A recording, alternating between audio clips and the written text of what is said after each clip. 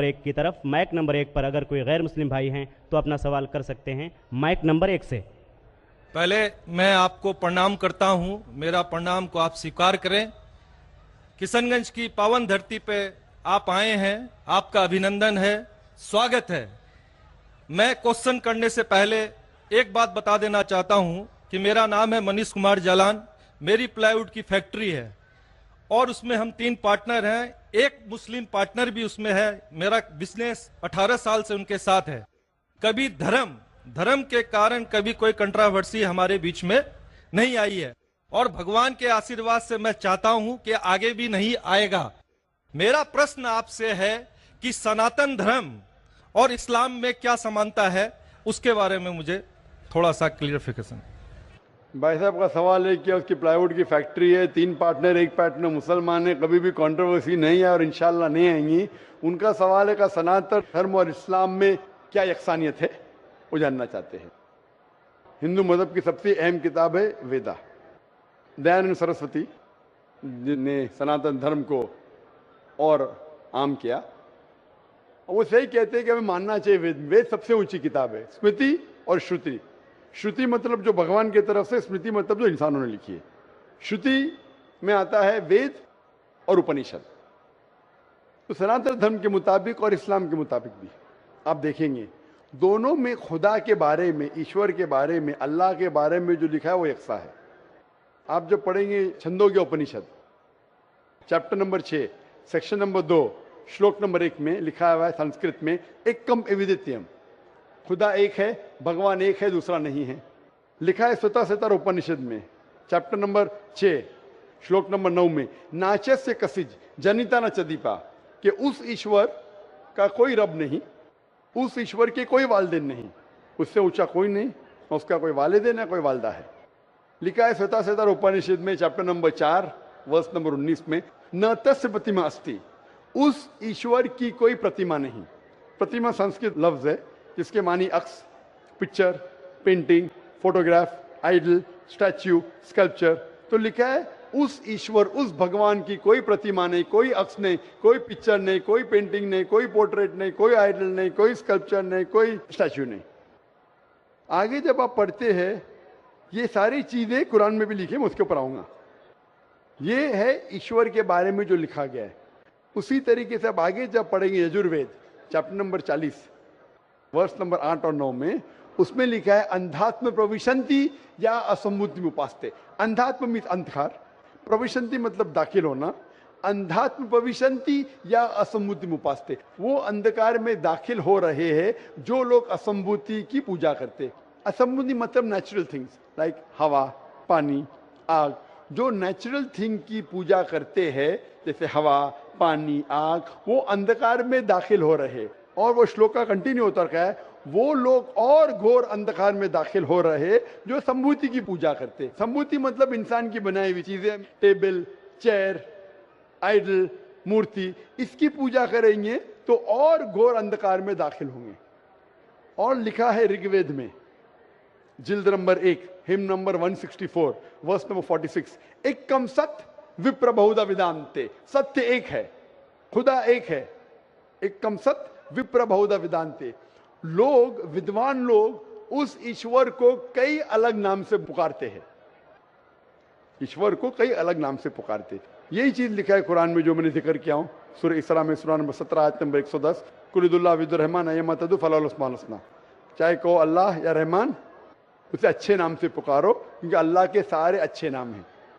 लेकिन ऐसी कई मिसाल दी गई। ऋग्वेद आप पढ़ेंगे, ऋग्वेद जिल्द नंबर 2 चैप्टर नंबर 1 श्लोक नंबर 3 में पढ़ेंगे, उसमें एक एट्रीब्यूट दिया गया है ब्रह्मा। ब्रह्मा कहते हैं बनाने वाले खुदा को, ब्रह्मा कहते हैं बनाने वाले खुदा को। हमें कोई एतराज नहीं अगर कोई कहता है कि ईश्वर बनाने वाला है, उसका तर्जुमा करते अरबी में हो जाता है खालिक, हमें कोई एतराज नहीं। लेकिन अगर कोई कहता है कि ईश्वर वो ब्रह्मा है जिसके 4 सिर है, हर सिर पे मुकुट है, तो हम मुसलमान उस पर एतराज करते हैं क्योंकि आप भगवान को अक्स दे रहे और आप Yajurveda chapter number 32 shloka number 3 के खिलाफ जा रहे। ना तस्य प्रतिमा अस्ति, उस ईश्वर की कोई प्रतिमा नहीं। आपने प्रतिमा दिया तो गलत किया। इसी तरीके से आगे आप पढ़ेंगे, लिखा हुआ है ऋग्वेद में किताब नंबर 6 हिम नंबर 46 श्लोक नंबर 16 में, या एक मुश्ती ही, भगवान एक ही है, सिर्फ उसकी तारीफ करो। और ब्रह्म सूत्र हिंदुइज्म का है, एक कम ब्राह्म द्योत्या नास्ते नैना नास्ति किंचन, भगवान एक ही है, दूसरा नहीं है, नहीं है, नहीं है, जरा भी नहीं है, सिर्फ एक खुदा है, उसके अलावा कोई नहीं है। अगर कोई मुसलमान से पूछेंगे कि सबसे बेहतरीन क्या डेफिनेशन है खुदा की, अल्लाह की, वो जवाब आपको देगा सूरह इखलास सूरा नंबर 112 आयत नंबर 1 से 4, जिसमें लिखा है कुल हुवल्लाहु अहद, कहो कि अल्लाह एक है, अल्लाह समद, अल्लाह जो बेनियाज है, लम यलिद वलम यूलद, ना वो किसी को जना है ना किसी से जना है, वलम यकुल लहू कुफुवन अहद, उसके जैसा कोई नहीं है। ये 4 लाइन का डेफिनेशन है कुरान मजीद में सूरह इखलास सूरा नंबर 112, जिसमें अल्लाह ताला फरमाते कुल हुवल्लाहु अहद, कहो कि अल्लाह एक है, अल्लाह समद, अल्लाह जो बेनियाज है, लम यलिद वलम यूलद, ना वो किसी को जनता है ना किसी से जना है, वलम यकुल लहू कुफुवन अहद, उसके जैसा कोई नहीं।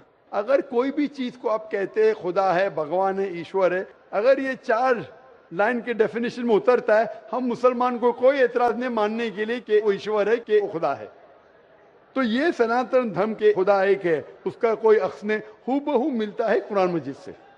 लेकिन मैं एक स्टेप आगे जाता हूं, यहां तक के तो सही है, दयानंद सरस्वती ने कहा ईश्वर के बारे में, मैंने मान लिया, मैंने थोड़ी और रिसर्च किया। मैंने कहता हूं मैं दयानंद सरस्वती और विद्वान हूं, और रिसर्च किया। रिसर्च में लिखा है वेद में, पुराना में, कि एक आखिरी अवतार आने वाले हैं। इसका जिक्र दयानंद सरस्वती ने नहीं किया, क्यों नहीं किया मैं जानता नहीं, लेकिन लिखा है भविष्य पुराना, मतलब जो भविष्य के बारे में आपको कह रही है।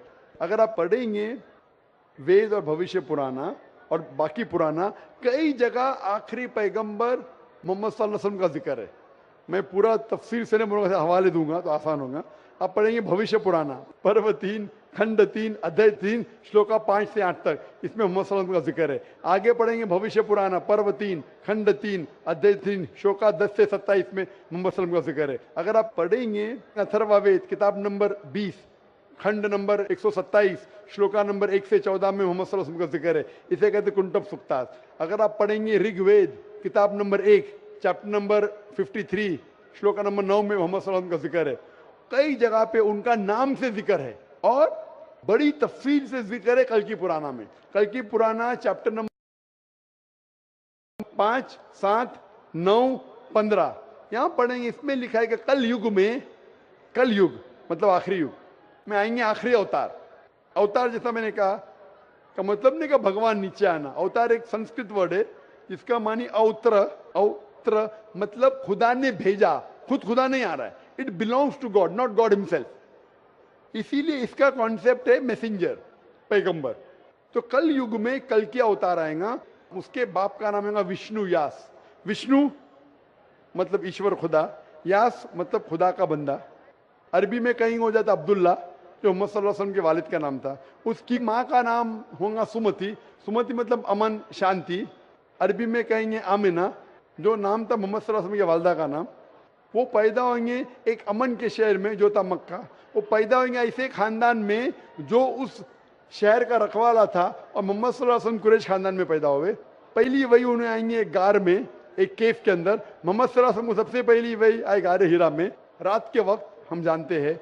फिर वो माइग्रेट करेंगे नॉर्थवर्ड और वापस आएंगे। मोहम्मद सल्लल्लाहु अलैहि वसल्लम ने हिजरत की, मदीना फिर वापस आया। उनके 4 करीब दोस्त होंगे, सबसे पहले 4 खुलफा राशिदीन। ऐसे कई तफसील है। तो खुदा के जिक्र के बाद जो वेद में यकसानियत है जो कुरान से मिलती है वो है मोहम्मद सल्लल्लाहु अलैहि वसल्लम का जिक्र। और भी यकसानियत है, ये तो सिर्फ खुदा के बारे में और मोहम्मद सल्लल्लाहु अलैहि वसल्लम के बारे में। और यकसानियत है शराब मत पियो, जैसा मैंने कहा कुरान में लिखे सूरह माइदा सूरह 5 आयत नंबर 90 शराब मत पियो। मनुस्मृति चैप्टर नंबर 9 श्लोक नंबर 225 में लिखा है। कुरान में लिखा है जुआ मत खेलो, सूरह माइदा सूरह 5 आयत नंबर 90। मनुस्मृति चैप्टर नंबर 9 श्लोक नंबर 225 में जुआ मत खेलो। हिजाब पहनना चाहिए, कुरान में लिखा है सूरह नूर सूरह नंबर 24 आयत नंबर 30 और 31। ऋग्वेद में लिखा है जिल्द नंबर 8 में। इस तरीके से कई यकसानियत, सबसे अहम 2 यकसानियत है पुनर्जन्म वेद में कुरान में है। सबसे अहम यकसानियत खुदा है कि उसका अक्स नहीं है और मोहम्मद सल्लल्लाहु अलैहि वसल्लम आखिरी पैगंबर है। आप मानते हैं भाई साहब के खुदा एक है? मुझे जानकारी नहीं है। आप मानते खुदा एक है कि नहीं मानते? मुझे जानकारी नहीं है, और अपने धर्म को जो जानता हूं उस हिसाब से हम तो सभी देवी देवताओं को मानते हैं और हमें मानना भी चाहिए, ये हम जानते हैं। आपके धर्म में सबसे ऊंची किताब कौन सी है? हम तो गीता को मानते हैं। गीता क्या है? वेद का निचोड़ है। सबसे ऊंची किताब हिंदू धर्म में है वेद। वेद जो है श्रुति, वेद, उपनिषद। फिर आएंगे आपके महाभारत। भगवत गीता 18 चैप्टर है महाभारत के, 18 चैप्टर। महाभारत का एक हिस्सा है, श्री कृष्ण अर्जुन को सलाह देते हैं क्या करना चाहिए, वो उसे कहते हैं भगवत गीता। आप समझे ना? कहते हैं ये निचोड़ है वेद का, लेकिन वेद तो पहले समझो आप, बराबर ना? तो वेद में जब लिखा है इतना खास तौर के भगवान एक है, तो आप क्यों इतने देवी देवता में मानते? नहीं, ये तो आपको तहकीक करना पड़ेगा ना। तो मैं जो कह रहा हूं उसे लिखिए, या ऑलरेडी अवेलेबल है किताब में, किताब जाइए पढ़िए, वेद पढ़िए। ये जाकिर मुंबई से आया बेगम बाकी तो नहीं कर रहा है, हवाला दे रहा है इधर से उधर, मैं भी फेंक रहा है। नहीं हो सकता है ना फेंक रहा हूं। नहीं, आप जितनी बात को बोल रहे हैं पीस टीवी में भी देखता हूं। देखते माशाल्लाह। हाँ, तो अब आप वेद के बारे में बोले हैं और बताए हैं, आपका चैप्टर नंबर और पन्ना नंबर तो मेरे दिमाग में आया नहीं कि ठीक है बोल रहे हैं तो कुछ होगा उसमें, कुछ तो होगा, कुछ तो कुछ होगा, कुछ ना कुछ होके छोड़िए मत, तहकीक कीजिए। नहीं, क्या अब गलत क्या सही? अब नहीं, करेंगे। अब करेंगे। कितने दिन में कंप्लीट करेंगे? एक हफ्ते में कर लूंगा, कोई बड़ी बात थोड़ी है। एक हफ्ते में मैं आपके पार्टनर से पूछूंगा। आपने बोला अब तक कंट्रोवर्सी नहीं हुई। मेरा पार्टनर, कंट्रोवर्सी होना जरूरी नहीं है, आप उसको अच्छाई की तरफ लेके आओ, वो आपको अच्छाई की तरफ लेके आएगा। कंट्रोवर्सी नहीं करना। अगर आदमी बोला 2 + 2 5, अरे जान दे यार, मेरा पार्टनर मुझे ज्यादा पैसा दे रहा है, 5 रुपया दे रहा है, 2 + 2 5, तो गलत है। ये गलत है तो बोलना चाहिए। कंट्रोवर्सी नहीं होना अच्छी बात नहीं, कंट्रोवर्सी होके सच्ची राह पे लेके आना अच्छी बात है। आप समझ रहे नहीं? तो आपके पार्टनर से कहो, इतने 18 साल से आपके पार्टनरशिप किए, अभी आप एक हफ्ते में तहकीक करेंगे जाकिर क्या बोलता है, और पार्टनर से डिस्कस करो, बराबर ना? आप ठीक बोल रहे हैं। मेरे पार्टनर का नाम भी मैं बताना चाहूंगा। सैयद मजरुल हसन साहब नाम है उनका। सैयद मजरुल हसन साहब तो लाखों लोग सुन लिए ना। हाँ, तो सैयद मजरुल हसन साहब को और हमारे से 15 साल बड़े भी हैं, मेरे से 15 साल बड़े भी हैं। हाँ। हमारी डिस्कस होती है, सब चैप्टर पर डिस्कस होती है। परंतु मैंने क्या कहा कि हमारे बीच में किसी तरह का कोई भी कंट्रोवर्सी नहीं होता है। और आपने वेद के बारे में बताया, जरूर मैं वेद को भी पढ़ूंगा। कंट्रोवर्सी नहीं है, कंट्रोवर्सी नहीं, यकसानियत है। आज कुछ आपसे लेके जा रहा हूं, मैं देखे नहीं जा रहा हूं, मैं आपसे लेके जा रहा हूं। मेरे मन में जिज्ञासा थी, मैं आपसे क्वेश्चन किया, आपने मेरे क्वेश्चन का जवाब दिया, इसके लिए मैं धन्य हूं। और मैं अपने जो आप वेद के बारे में बोले, मैं जरूर उसको पढ़ूंगा और 7 दिन में ही पढ़ूंगा इंशाअल्लाह। आप पढ़िए, तहकीक कीजिए, लेके जा रहे। अगर आप कबूल करेंगे तो मुझे देके भी जाएंगे सवाब इंशाअल्लाह। मेरा प्रणाम को फिर स्वीकार करें आप।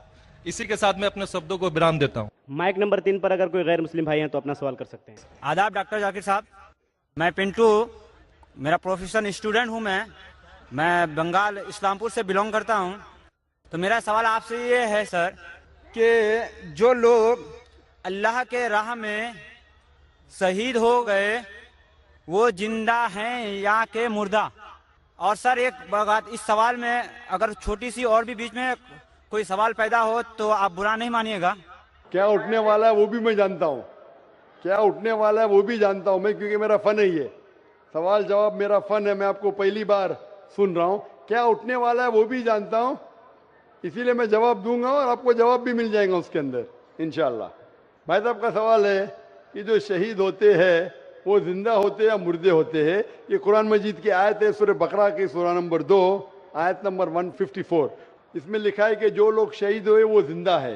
इसके पस मंजर ये है कि जंग के मैदान में जब जंग होती है मुसलमान और दुश्मनों के साथ, तो जब दुश्मनों कुछ मुसलमान का कत्ल करते, मुसलमान कुछ उनका कत्ल करते, उस वक्त कहा जाता है कि आपके जो लोग मरे वो तो गए, हमारे लोग अब तक जिंदा है। मतलब नॉट फिजिकली, फिजिकली तो लोग मर गए मतलब फिजिकली मर गए। डॉक्टर कोई बोलेगा मर गए, तो फिजिकली मर गए। जिंदा मतलब आखिरत में इंशाअल्लाह इन लोग जन्नत में जाएंगे। उसका मतलब ये नहीं कि फिजिकली अलाइव, उनको दफनाया गया, जिंदा इंसान को दफनाना हराम है। अगर वो फिजिकली जिंदा है तो दफना थोड़ी सकते आप उनको, दफना नहीं सकते। तो ये कुरान की आयतें पस मंजर में पता चलता है जिंदा है, मतलब आखिरत में उनको इनाम मिल गया, इन लोग जन्नत में जाएंगे, आप लोग दोज़ख में जाएंगे, उसका ये मानिए। अभी सवाल का जवाब पूछ सकते हैं आप। कौन सा सवाल पूछने का? सर सवाल का जवाब मेरा ये नहीं था जो आप दे रहे हैं सर। नहीं, आपका दूसरा सवाल क्या है? सर सवाल का जवाब मेरा अभी अधूरा लगा, आप बुरा ना माने, आप इसका पूरा जवाब दें सर। मैंने जवाब दे दिया ना, क्या मानिए बोल दिया ना। फिजिकली मर गए। सर एक मिनट सर, आपका सवाल था जो लोग शहीद हुए जिंदा है क्या मर गए फिजिकली? भाई साहब सुन रहे क्या नहीं आप बोलते उर्दू जानते, आपको जवाब ऐसा मिला कि दूसरा सवाल निकल रहा नहीं बाहर। मैं जानता हूं क्या सवाल था आपका, ये मेरा फन है।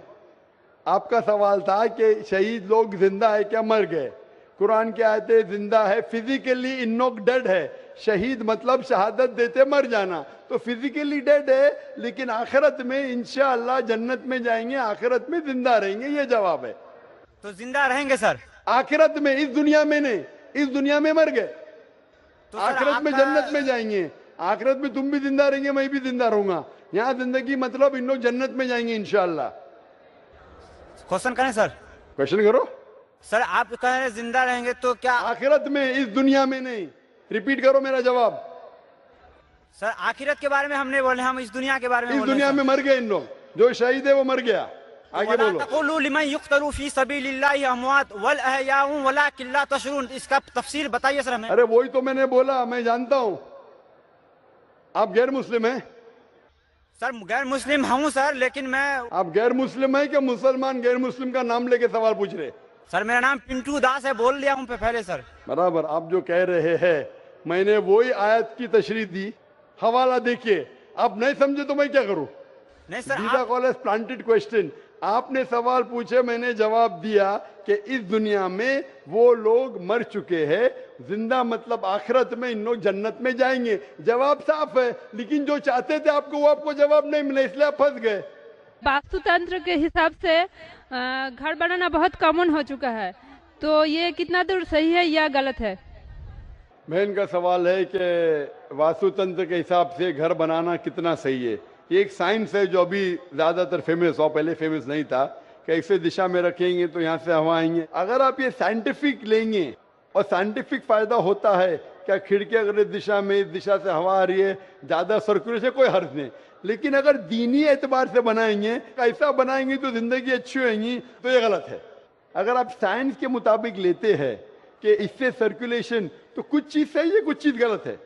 तो अगर आप साइंस के मुताबिक लेते हैं कि ऐसा करने से हवा ज्यादा आ सकती है और आपका सर्कुलेशन ज्यादा बढ़ेगा, कोई हर्ज नहीं। लेकिन ये सोचे कि ऐसा बनाएंगे तो जिंदगी अच्छी होगी, ऐसा बनाएंगे तो जन्नत में जाएंगे, तो घर कैसा भी बनाओ, जन्नत में जाने के लिए कुरान के ऊपर अमल करना चाहिए। अगर साइंटिफिकली कुछ फायदे होते हैं आपकी जिंदगी में रहने के लिए, कोई एतराज नहीं। लेकिन ये सोचेंगे कि आखिरत में आप जन्नत में जाएंगे इसके वजह से, तो ये विश्वास बिल्कुल गलत है। एक बार मैं फिर वाज़ह कर दूं, अपना नाम और